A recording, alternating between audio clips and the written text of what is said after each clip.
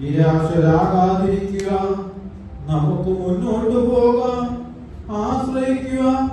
നിങ്ങളുടെ സൃഷ്ടാവായ ദൈവത്തിൽ കൈകൾ കോർത്ത് നിങ്ങൾക്ക് മുന്നേറാം. ഒരു ജോലിയും അസാധ്യമായി നിങ്ങൾക്കില്ല. ദൈവത്തിന്റെ കൃപ നിങ്ങളോടൊപ്പം ഉണ്ടെങ്കിൽ അത് സമൂഹത്തിൽ നിന്ന്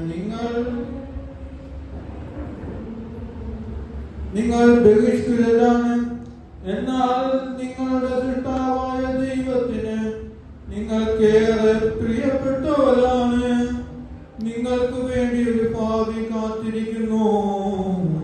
അത് നിങ്ങളെ നിരാശരാകുകയില്ല, പകരം നിങ്ങളെ പ്രത്യാശയിലേക്ക് നയിക്കുന്നു.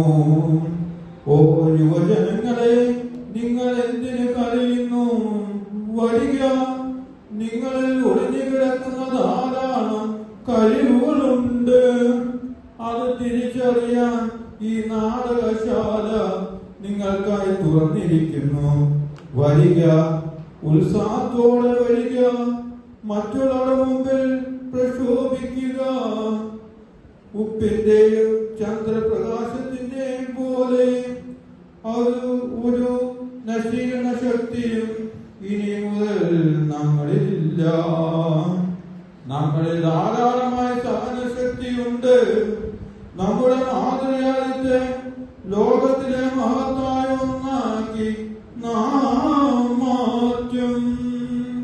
ഇപ്പോൾ മുതൽ നമ്മൾ ഒരുമിച്ച് അധ്വാനിക്കും. കുട്ടികൾക്കും സ്ത്രീകൾക്കും പാതയിൽ പ്രകാശമായി.